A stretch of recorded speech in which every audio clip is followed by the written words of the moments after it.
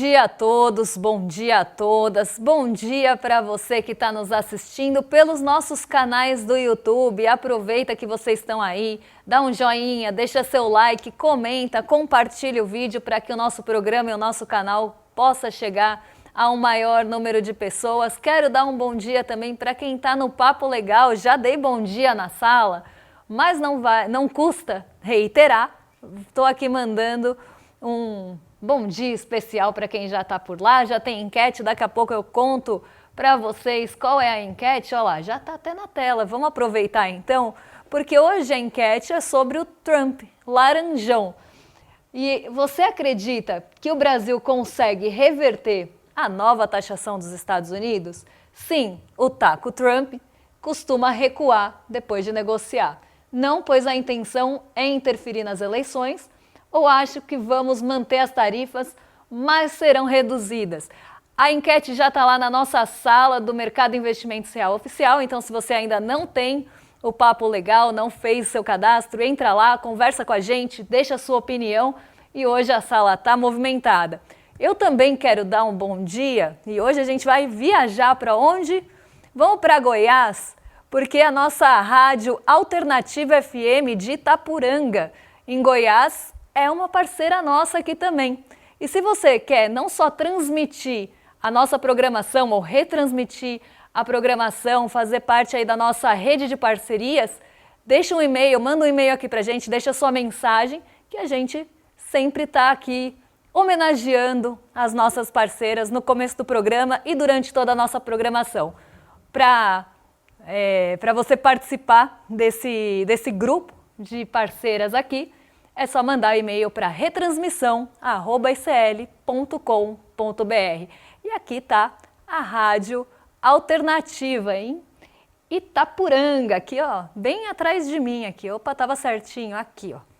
Então, um beijo para a Rádio Alternativa, um beijo para Itapuranga de Goiás. Vamos passar pelos nossos destaques do dia então? Dados todos os recados, os bons dias, os abraços, os beijos para a Xuxa, para a Sasha e para todo mundo.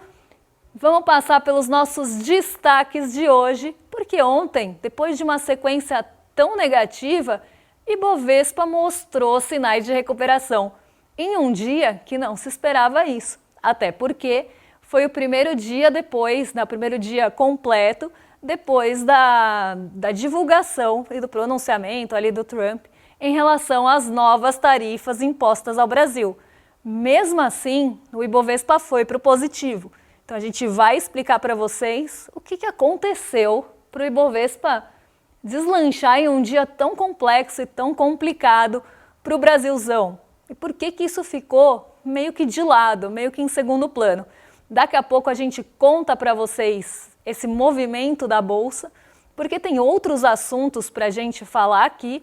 Ontem teve toda a repercussão do tarifável, a gente teve pronunciamento do presidente Lula, a gente teve pronunciamento do vice-presidente Geraldo Alckmin, então a gente separou aqui em destaque no nosso site. Lula defende Pix e diz que sistema brasileiro assusta norte-americanos. O presidente afirmou que o Pix ameaça o modelo de negócio das gigantes de cartões e criticou a pressão dos Estados Unidos contra o sistema de pagamentos criado pelo Banco Central. A gente vai comentar esse assunto com vocês, mas tem um outro assunto no gancho ainda do tarifaço, dessa amizade ou não amizade dos países com os Estados Unidos, porque ontem Marco Rubio também disse que Brasil não está entre os países amigáveis aos Estados Unidos. O secretário de Estado do Donald Trump citou o Brasil ao lado de Cuba, Venezuela e Nicarágua ao falar sobre os governos considerados desalinhados aos interesses de Washington. Então esse também é um destaque aqui do programa. Se der tempo, a gente ainda passa pelo FGC, como tem assunto pra caramba, eu acho que eu vou ficar devendo o FGC. Mas teve mudança aqui em relação às regras do Banco Central, e aqui, gente, não são mudanças que afetariam vocês. São mudanças regulatórias para evitar novos bancos masters na sequência. Porque a gente sabe que sempre vão surgir bancos masters, sempre a gente vai ter uma NASCAR querendo pintar por aí. Então seria uma forma, pelo menos o Banco Central, tentar diminuir o risco de novos bancos masters surgirem e não só surgirem, mas também colocarem em risco o sistema financeiro nacional. Então, essa é nosso destaque. E além disso, no fim do programa eu vou passar um videozinho para vocês. Isto posto, já falamos da nossa enquete aqui, então não deixa de participar lá na nossa sala do Papo Legal. Vamos para a nossa agenda de hoje, quarta-feira, dia até de uma agenda um pouquinho mais movimentada. Ó, só para vocês não esquecerem, a enquete tá aqui atrás e lá na nossa sala. Eu vou votar agorinha mesmo, então vou deixar minha participação registrada, hein? Pronto, votei, mas meu voto é secreto, não apareceu aí. Vamos deixar aqui, então, passar pela nossa agenda de quarta-feira, véspera de feriado, e que deve trazer, inclusive, né, uma movimentação menor na sexta, que é a emenda de feriado na nossa bolsa. Vou só beber um shot de água, mas poderia ser de algas também. Vou tomar aqui o meu shot de água porque, como vocês perceberam, eu tô meio Marge Simpson hoje. Minha voz está indo e voltando. Então, se eu não me hidratar, a gente já sabe o que acontece, né? Então, uma pausa estratégica, tomem água aí também, se hidratem, tá um tempo complicado e tá pegando geral, gente. A gripe tá passando rodo, tá todo mundo meio chumbado aqui. Então, vamos beber água para evitar pioras. Vamos lá.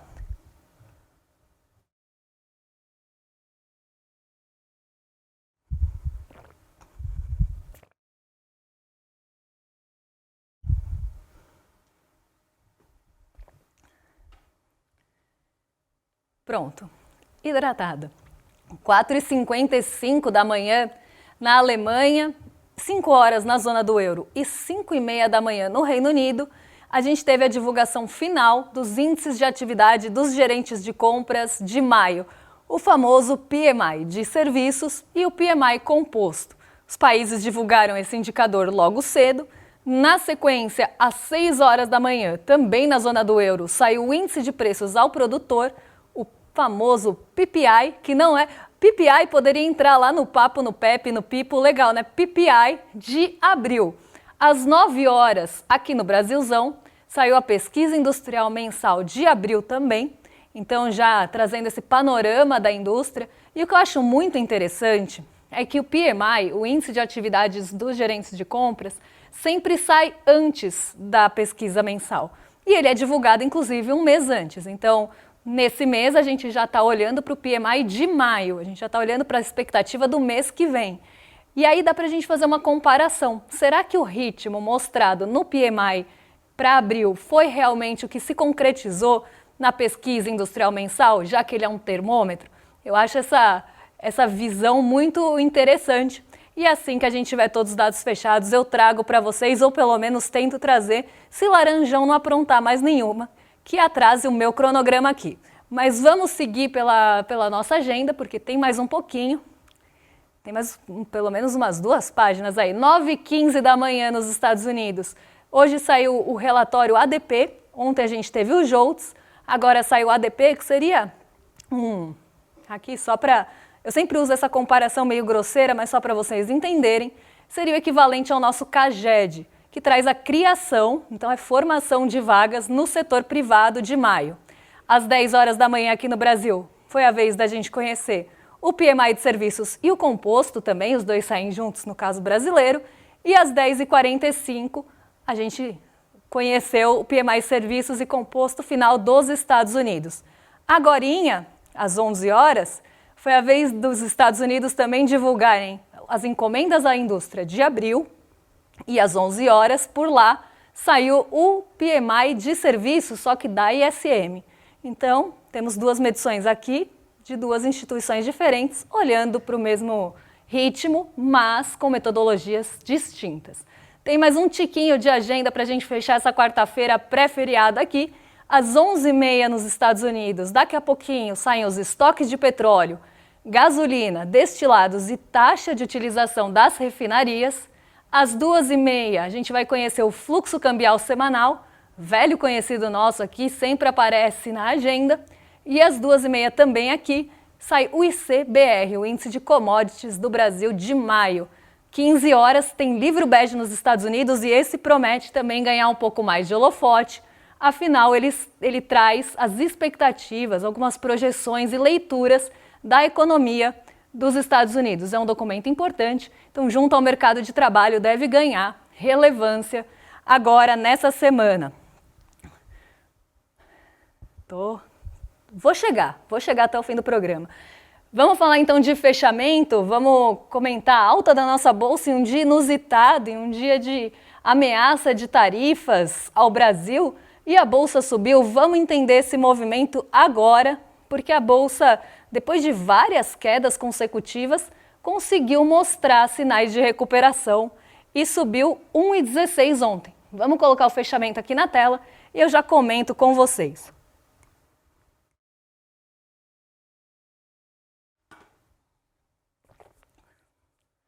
Como adiantado aqui, o Ibovespa subiu 1,16, acompanhando de longe o movimento em Nova York, porque por lá, diferente dos outros dias que a gente foi na contramão, o Ibovespa subiu, mas subiu muito mais, em uma magnitude muito maior do que Nova York. Nos outros dias, o que a gente tinha acompanhado era Nova York subindo e Ibovespa afundando. E aí vocês podem me perguntar, Débora, como é que a bolsa sobe em um momento em que você tem a imposição ou a ameaça de imposição de tarifas ao nosso país, o que pode afetar a economia real? E aí a resposta eu vou trazer para vocês agora, porque o que aconteceu, o que motivou a alta da bolsa foi justamente uma melhora que veio do exterior. Então você tem uma melhora da perspectiva do exterior em relação a vários aspectos, em relação, por exemplo, às questões geopolíticas, e isso chega aqui com uma certa força, mas não foi só isso. A nossa bolsa, ela caiu por muitos dias consecutivos. Então ela chega em determinado piso, a gente chegou no pior patamar desde janeiro desse ano. É como se a gente tivesse retrocedido para janeiro desse ano. A gente teve um retrocesso de pontuação ali. Voltamos para trás, demos ré na bolsa brasileira. E aí chega num determinado piso que algumas ações começam a aparecer como oportunidades de compra.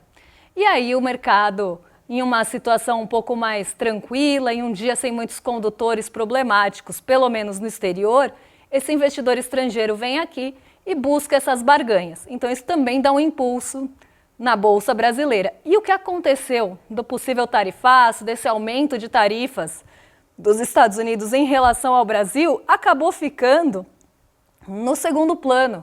Então não foi o maior condutor, embora poderia ter sido, não foi o maior condutor ontem. Ele ficou em segundo plano, até acho que num compasso de espera ali, desse compasso de entender se isso vai se concretizar mesmo. O governo se posicionou duramente em relação a essa imposição de tarifas, a gente vai comentar daqui a pouquinho, e isso também apareceu nas negociações.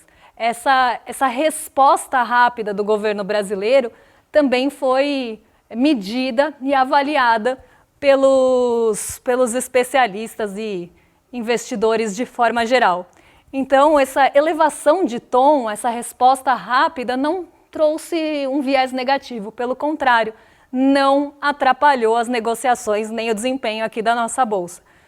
Apesar de todo esse ruído ter acontecido, o dólar caiu ontem, voltou ali para o patamar, para a marca dos R$5, e a gente teve algumas empresas que vinham sofrendo dia após dia, mostrando também sinais de recuperação. Então a Vale acabou recuperando um pouco, as ações ligadas à mineração e siderurgia especificamente, respondendo a fatores mais ligados à commodity, também subiram ontem. Então foi um dia de recuperação mesmo, depois de vários dias negativos, depois de uma derrubada da bolsa, as ações voltam a subir com um pequeno fôlego, assim como eu, um pequeno fôlego para buscar essa recuperação, justamente porque elas caíram tanto que ficaram, de certa forma, atrativas. Então, teve também uma avaliação, acho que é importante dizer, do mercado financeiro, de que o novo tarifaço não afetaria de forma sistêmica o Brasil e que isso ficaria restrito a alguns setores. Então, setores que vão sofrer mais acabaram ontem balançando um pouco. Setores que não vão sofrer ficaram imunes aí a esse movimento ruim da bolsa. Então, de certa forma, a gente viu mais recuperação do que preocupação com o tarifaço, o que eu acho bastante curioso quando a gente olha toda essa figura, né, toda essa imagem completa, justamente porque o cenário internacional tem pesado muito no Ibovespa. E quando a gente tem algo diplomático que nos afeta, a Bolsa não responde tanto. Então, um dia bastante curioso ontem no nosso mercado, mas com alta do Ibovespa depois de tantos dias de queda.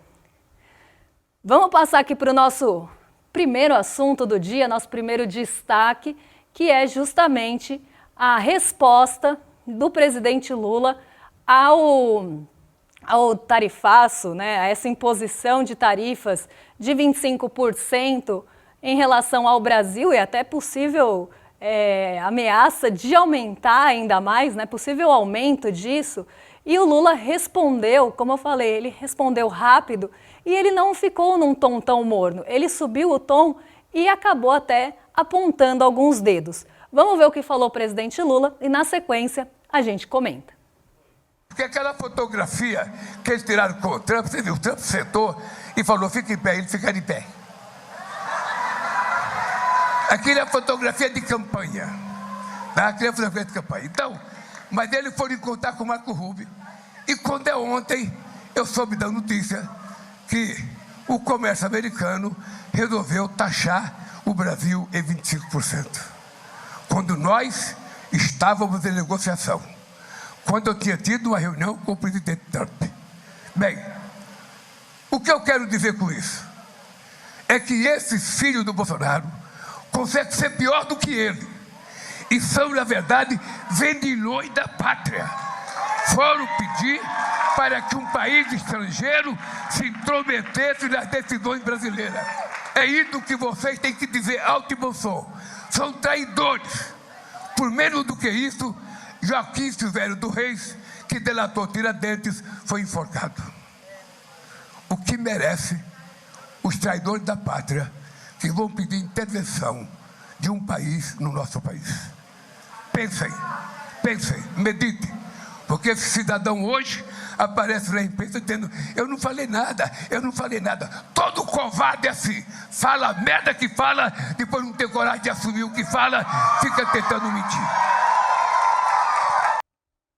Será que houve aqui uma invocação de Lula do Velho Testamento, aqui subindo realmente um pouco mais o tom, tendo alguns posicionamentos, inclusive um pouco mais fortes, um pouco mais duros em relação a essa situação? Eu até separei alguns pontos aqui para comentar com vocês. Ele começa falando da fotografia e até ele fala, né, ele começa brincando que eles ficam em pé, que é uma foto de campanha, e quando o presidente Lula fala, eles ficaram em pé, a primeira coisa que eu pensei é, será que antes eles estavam ajoelhados? Porque normalmente é isso que eles fazem para o presidente Donald Trump. Eles se ajoelham e baixam a cabeça e, inclusive, tentam vender o país, tentam negociar, como a gente já viu, outras figuras da direita e da extrema-direita tentando negociar terras raras, minerais críticos, entregando todas as nossas riquezas e normalmente buscando com isso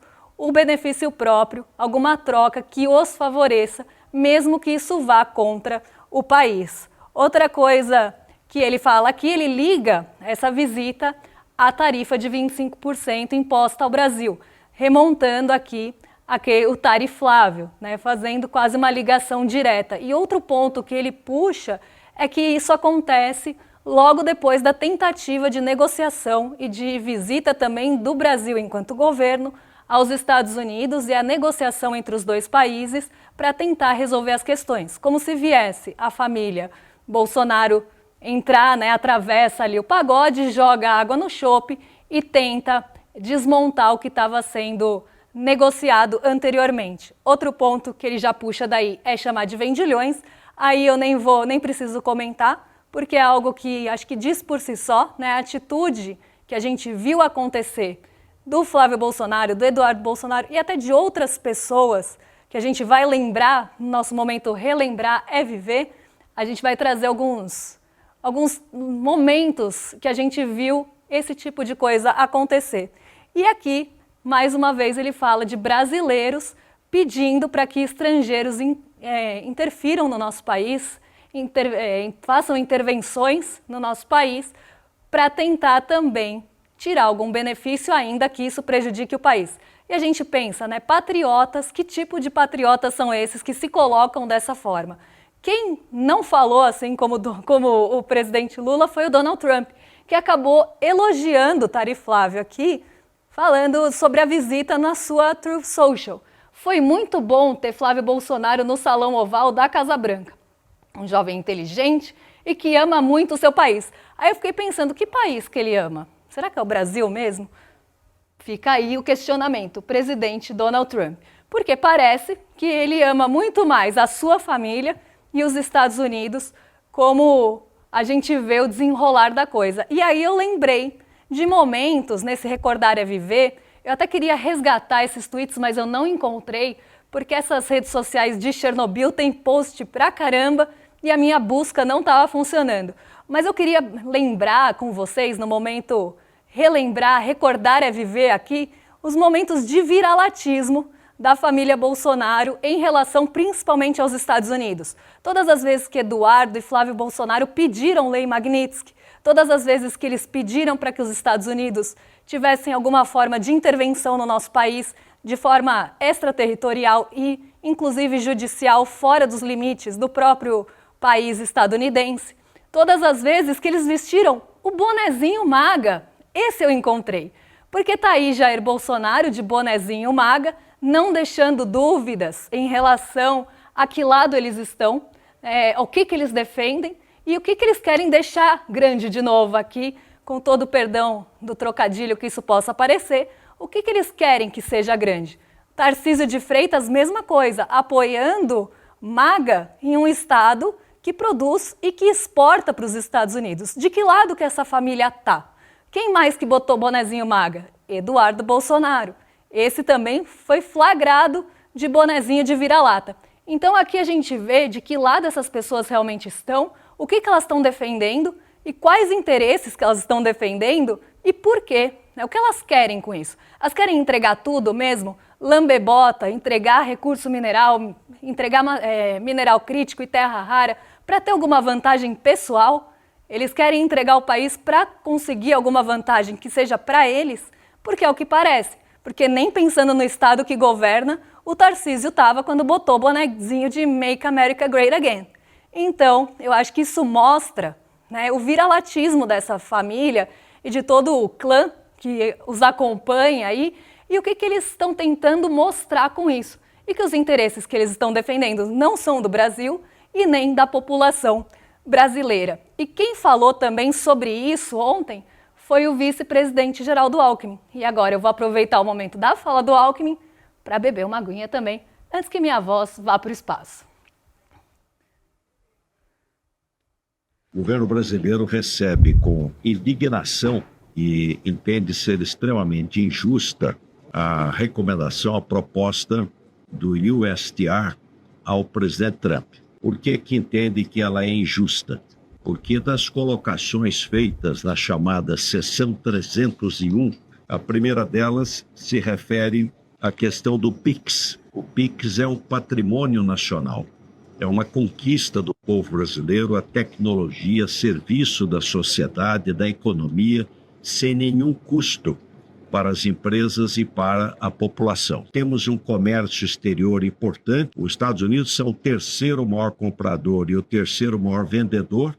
Para nós, então, ele é importante. Então, todo o setor privado, vamos unir todo mundo. União do país na defesa da soberania nacional e no interesse do povo brasileiro. O PIX, mais do que está fora de debate, é evidente que está fora de debate. O PIX, ele é o maior símbolo da nossa soberania financeira. Há um orgulho do nosso país, há um orgulho do nosso povo em relação ao PIX, porque de fato a gente inovou e a gente gerou uma tecnologia que hoje é cobiçada e invejada por outros países. Vejam países da região, países europeus que querem se conectar ao nosso PIX. Por quê? Porque é gratuito, porque é intuitivo, porque as pessoas usam com muita facilidade e interesses privados, interesses particulares, se sentem contrariados. Aqui eu acho que fica também bem evidente, né, essa desproporcionalidade em relação aos Estados Unidos e ao Brasil e as medidas que foram tomadas e as justificativas usadas. Porque ora é desmatamento ilegal, ora é o trabalho, ora é o PIX, já chegou a ser a 25 de março. Então, cada hora uma justificativa para tentar interferir em outro país, fora ali do seu território, em questões que dizem respeito àquele país e que acabam, de certa forma, tirando algum lucro das empresas dos Estados Unidos e que isso é o real problema. Seja em relação às Big Techs e a regulação das Big Techs, o que isso vai implicar para as empresas estadunidenses, seja em relação aos minerais críticos, que eles sim têm muito interesse aqui, afinal, acima da gente, na reserva de minerais críticos e terras raras, está a China. Então, eles têm muito interesse em atuar aqui e explorar esses minerais, por exemplo.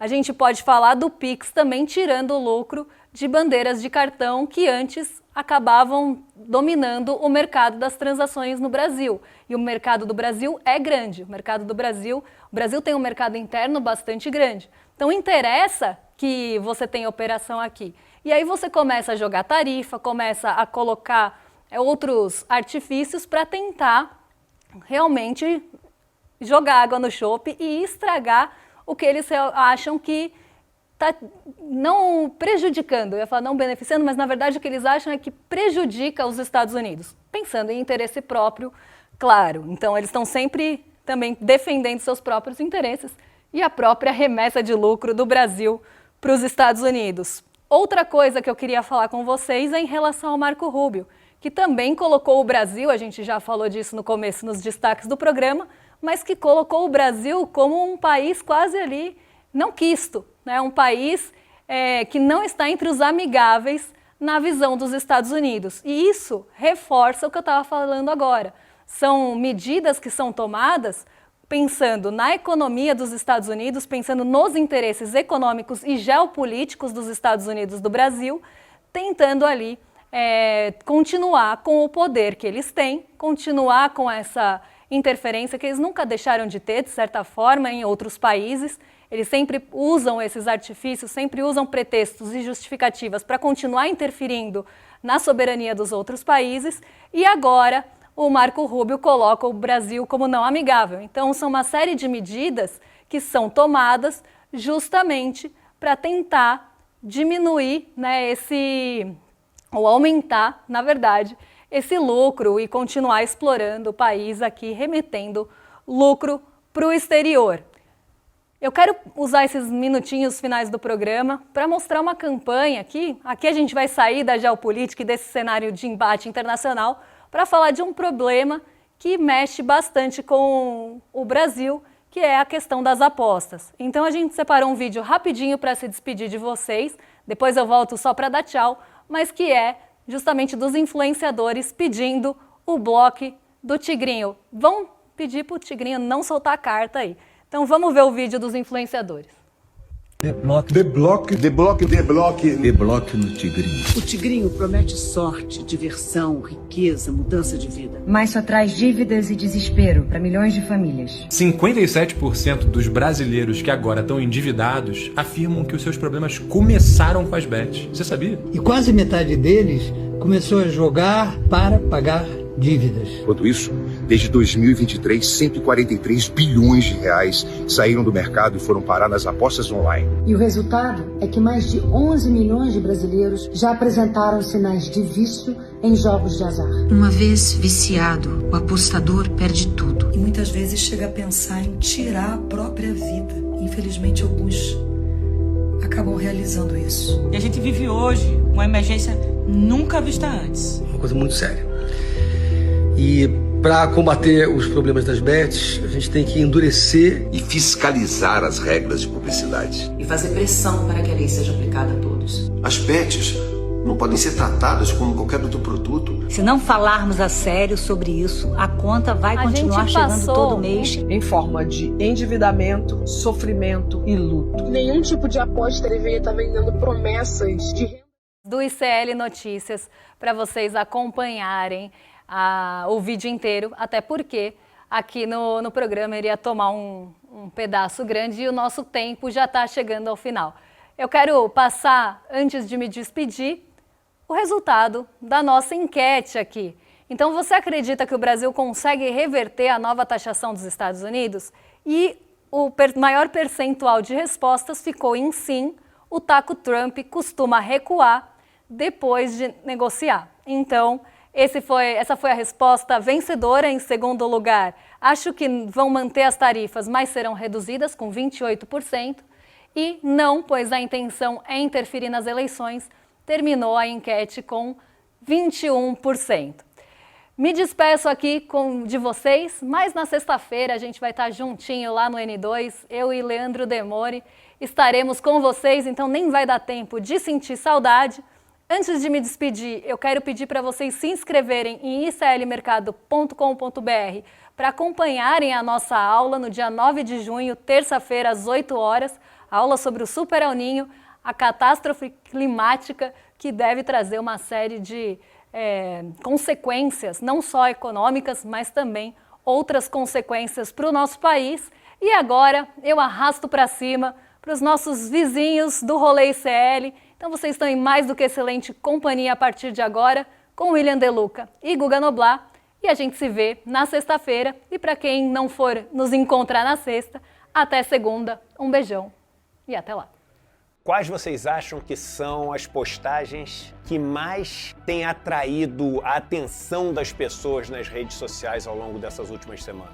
O escândalo do filme Dark Horse, com Flávio Bolsonaro e Daniel Vorcaro? Não. As postagens que mais têm atraído a atenção das pessoas são as postagens sobre a possibilidade de um Super El Niño que já poderia começar nos próximos meses. Uma das maiores tragédias climáticas já vivenciadas. E o alerta é justificado, porque o que está por vir pode ser realmente catastrófico. O ICL resolveu chamar uma das autoridades mais radicais e controversas sobre o assunto, professor emérito da Universidade do Arizona, Guy McPherson. Para ele, tudo isso que a gente está assistindo é só o começo de algo muito pior e maior. A aula do professor McPherson vai acontecer no dia 9 de junho, uma terça-feira, às 8 horas da noite. E ninguém pode deixar de assistir. Somente sabendo do risco que está por vir, a gente vai ser capaz de juntos se proteger e tomar as medidas necessárias.